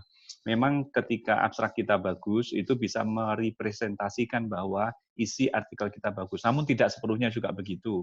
Karena ketika saya mengirimkan artikel yang keterima itu abstraknya kurang bagus, tapi kontennya ada yang bagus, si abstrak suruh merevisi. Jadi ada dua pandangan itu. Kemudian ciri-ciri abstrak yang bagus. Abstrak itu kan IMRA ya rumusnya ya, ada introduction, method, kemudian discussion, result and discussion, IMRAD itu, IMRAD itu. A-nya N, D-nya discussion, R-nya result. Nah itu ada dua versi juga. Ada versi yang open-ended, artinya semua result sama discussion di open di situ karena memang saking dermawannya penulis agar itu bisa dibaca secara keseluruhan. Tapi ada juga jurnal-jurnal bagus yang cenderung dia tertutup membuat penasaran. Jadi ada dua ciri. Ciri yang intinya untuk bagus itu yang memang bisa membuat artikel pembaca itu penasaran itu bagi yang close. Jadi agar penasaran itu ya harus jelas kritiknya di situ. Jadi karena abstrak hanya tidak lebih dari 250 kata, maka itu harus concise, jadi harus padat. Jadi saya biasanya mengawalinya dengan begini. Selama ini teaching writing kebanyakan general, jarang orang menyentuh bagian penting dari artikel yaitu cohesion misalkan. Nah, itu kan sudah membuat bahwa pandangan kita pembaca ini memahami bahwa oh iya research ini semuanya fokusnya kepada general ya, organization digabung, vocab digabung, language digabung, tapi jarang yang menyentuh cohesion atau jarang yang menyentuh idea organization atau argument construction. Itu kan jarang ya. Nah, itu kan sudah bagus. Ya. Kalau oh iya ini berarti bagus ini. Jadi dari satu itu kita sudah kebaharuannya kita tampilkan di kalimat awal itu sama tujuannya. Jadi tujuan ini adalah bagaimana kita kalau yang Linda Sluter itu bagaimana dia membuat checklist yang menghindari subjektivitas. Selama ini penilaian writing sangat subjektif dari berbagai unsur. Namun yang cohesion ini, yang lainnya sudah objektif, namun yang cohesion ini adalah subjektif. Jadi yang subjektif ini agar tidak subjektif, maka harus dibuat sebuah instrumen. Nah, hal-hal semacam itulah yang membuat kedalaman kita terhadap kritik terhadap previous study, kemudian kritik terhadap previous study yang belum terselesaikan. Jadi kita memberikan kontribusi. Bahasa saya di awal itu kontribusi kita harus jelas dengan melihat apa yang sudah ada dan apa yang mau disampaikan. Kemudian kalau kita mau menunjukkan hasilnya kan biasa itu ya. Dari situ sudah kelihatan kalau abstrak kita bagus. Dan hasil kita, kalau saya cenderung saya buat sedikit implied begitu, tidak saya buka semua. Karena kalau kita buka semua jurnal-jurnal berbayar, kasihan jurnalnya, tidak ada yang membeli ya dia ya. Karena dengan membaca abstrak aja dia sudah bisa menggambarkan keseluruhan isinya. Jadi kalau hasil ya itu tidak begitu, yang penting konsisten lah hasilnya seperti yang kita diskusikan tadi. Jadi kalimat awalnya itu harus betul-betul enchanting, jadi bisa membuat orang tertarik untuk membaca. Mungkin Bu Puji bisa menambahkan yang lebih lagi, monggo Bu Puji. Saya tidak terlalu banyak beda jauh sih dengan Pak Yudi. Kita nggak bisa melihat abstrak itu sebagai patokan bahwa nanti akan kelihatan riset kita bagus. Emang itu abstrak itu kan intisari dari semua yang kita tuliskan di riset-riset kita. Tetapi kalau kita sebagai kemudian editor gitu ya, yang bertugas menyeleksi sebuah naskah dan hanya kita lihat abstraknya saja, itu bisa saja nanti di bawah-bawahnya itu apa yang saya sebut dengan simplifikasi. Jadi mensimpelkan, menyederhanakan masalah. Jadi nanti setelah kita lihat bawahnya, waduh, ternyata bahasa di finding luar biasa acak-acakannya, misalnya seperti itu.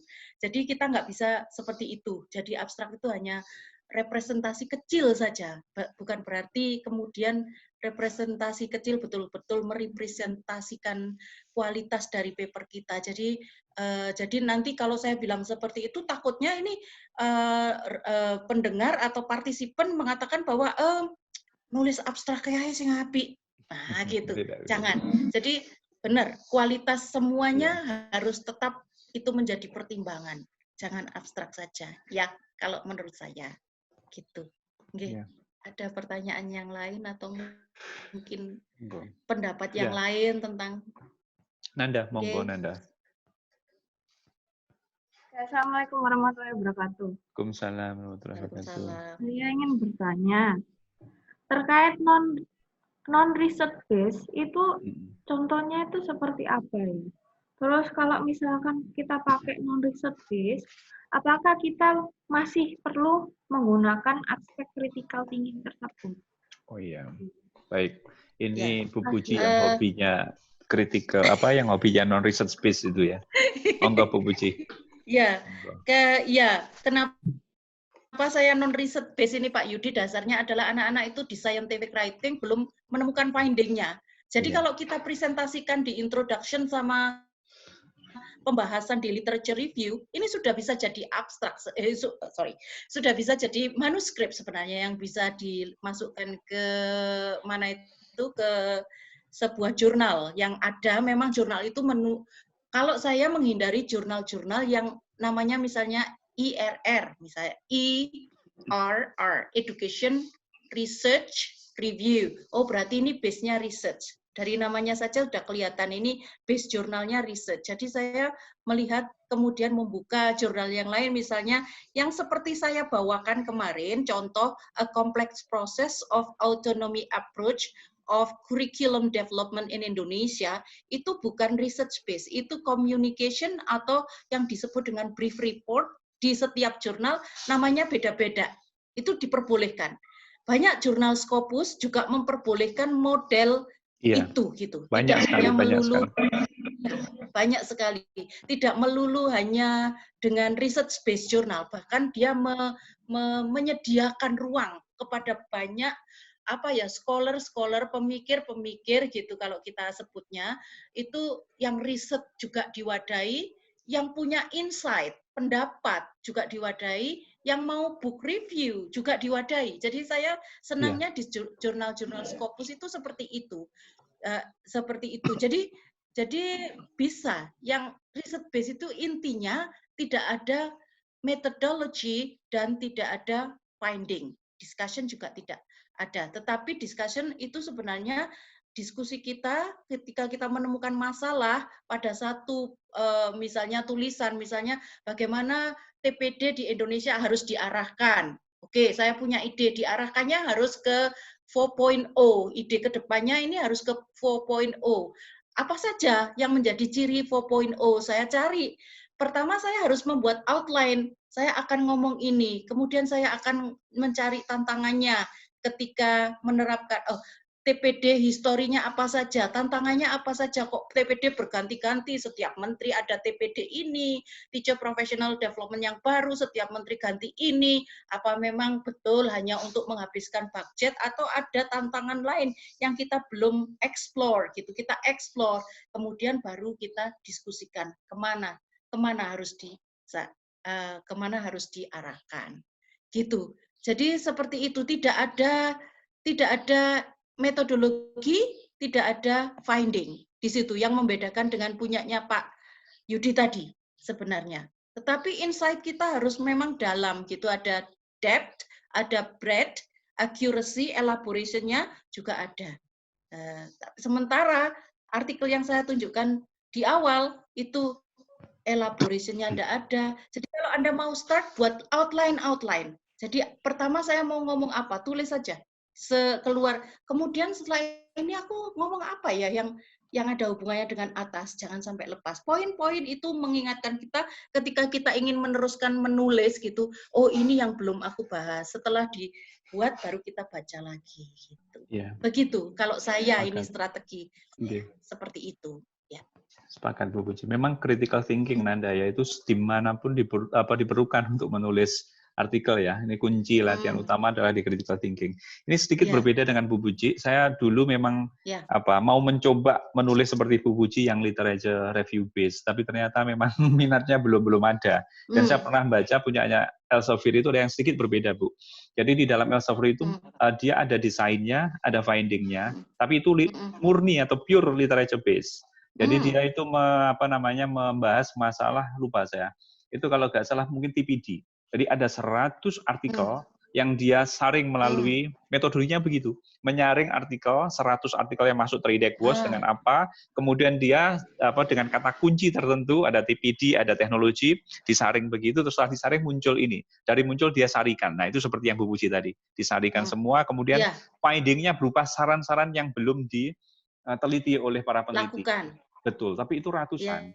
Itu kelasnya kelas Elsevier yang seperti itu. Wah, itu memang berat yang Bu itu.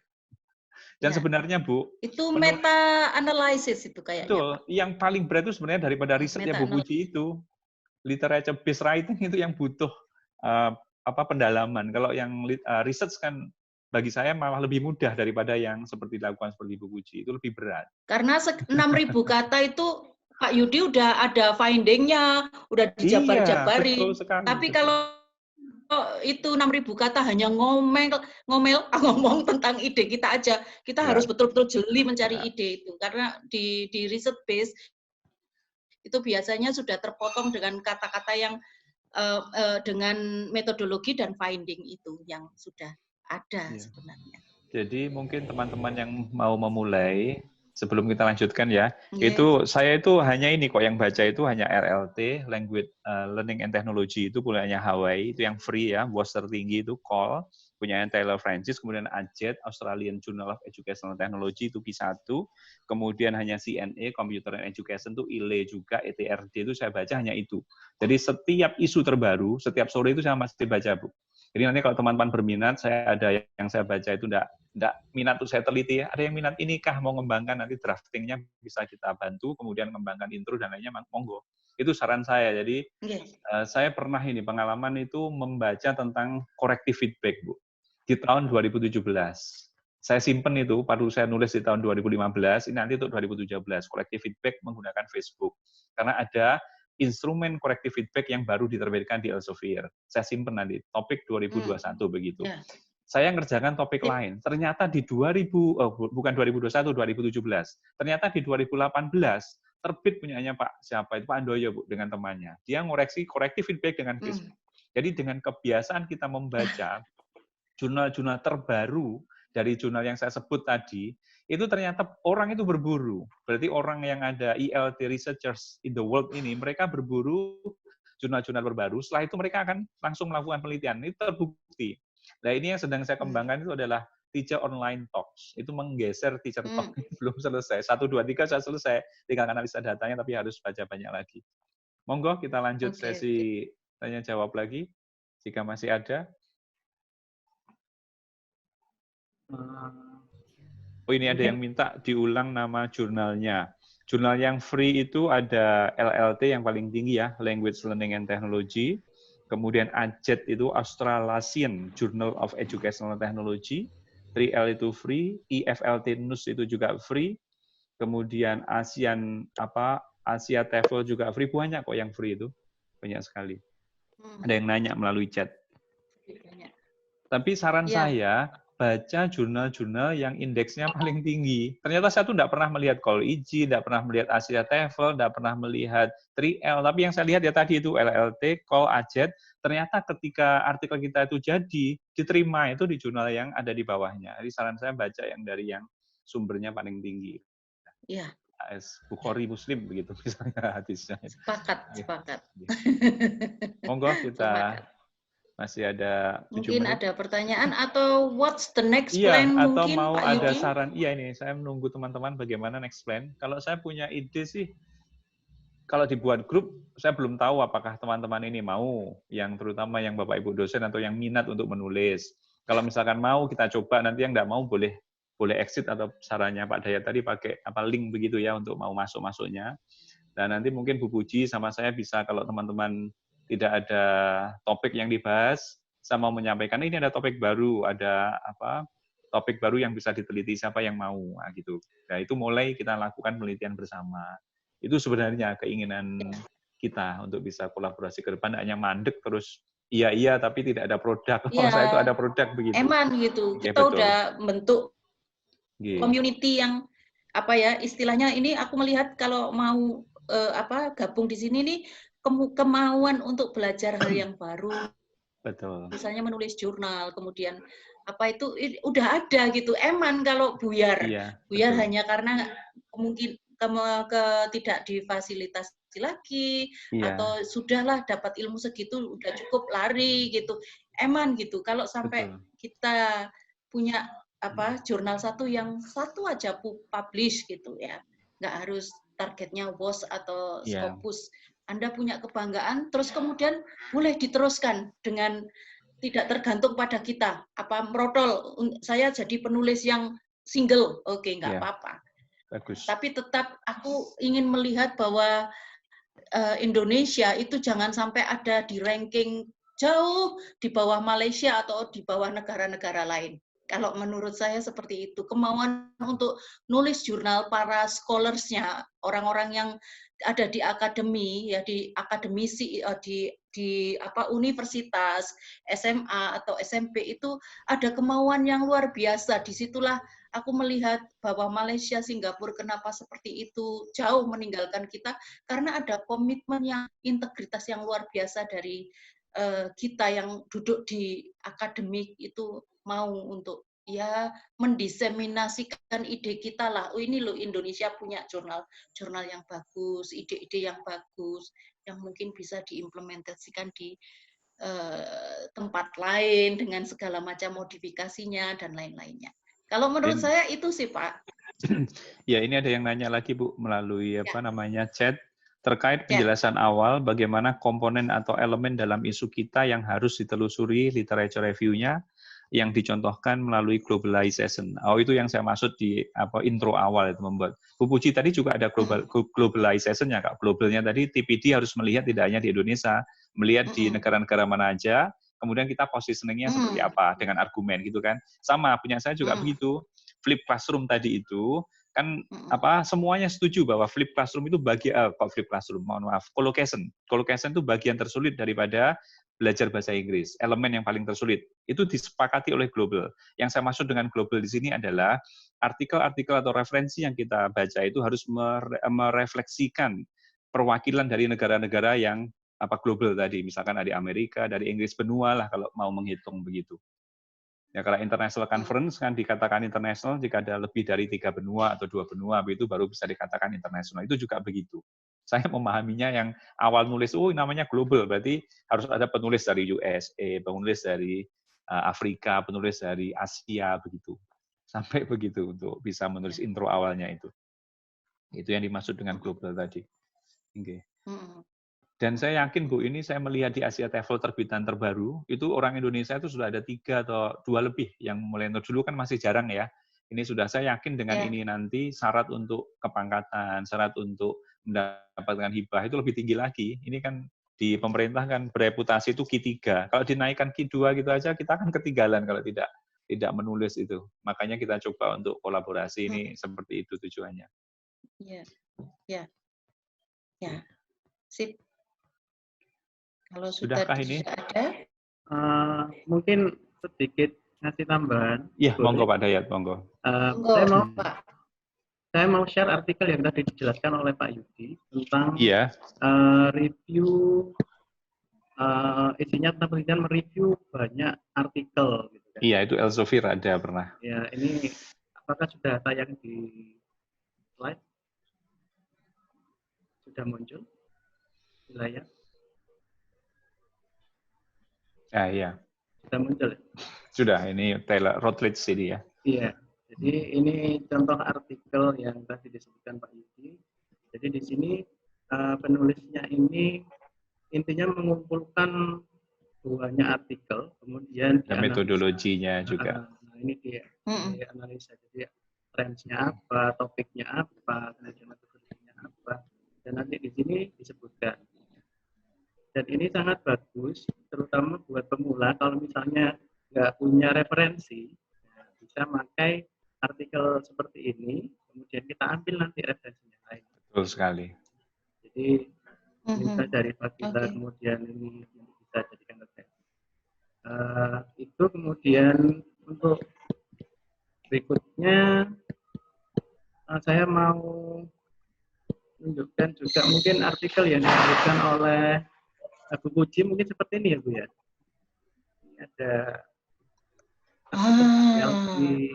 jadi nggak ada finding discussion metodologi, nggak ada. Betul. Jadi langsung dia nanti pembahasan. Itu di jurnal. Ini ILT. ILT jurnal ini juga Scopus ini. Iya, Scopus Q1 ini tahun 2019. Q1. Ya, bagus. Ya. Ini langsung conclusion di sini terakhir, nggak ada metodologi. Ya. Mungkin itu saja. Bagus. Iya, seperti ini, betul. Betul. Terima kasih Pak Dayat. Jadi sudah melengkapi, membuktikan 2 hal berbeda ada di jurnal. Iya. Thank you. Ya Mas, makasih. Mungkin untuk masukkan saja. Harapannya mungkin recordingnya ini nanti bisa diupload di YouTube atau siap. diupload di websitenya WMG biar kita bisa download. Iya. Terima kasih. Oke. Ya, sama-sama Mas. Sudahkah ada masukan ataupun mungkin sudah ya. Ide lain? Kalau sudah mungkin kita close. Kita close. Sampai ketemu ya Pak Yudi ya. Iya, ketemu dengan rutin juga nggak apa-apa. Karya-karyanya ke depan. Ya. Ya. Baik, kalau gitu saya terima kasih. Mohon maaf. Assalamualaikum warahmatullahi wabarakatuh. See you next time. Terima kasih. Assalamualaikum. Bye-bye. Terima kasih Pak Yudi. Terima kasih. Ya.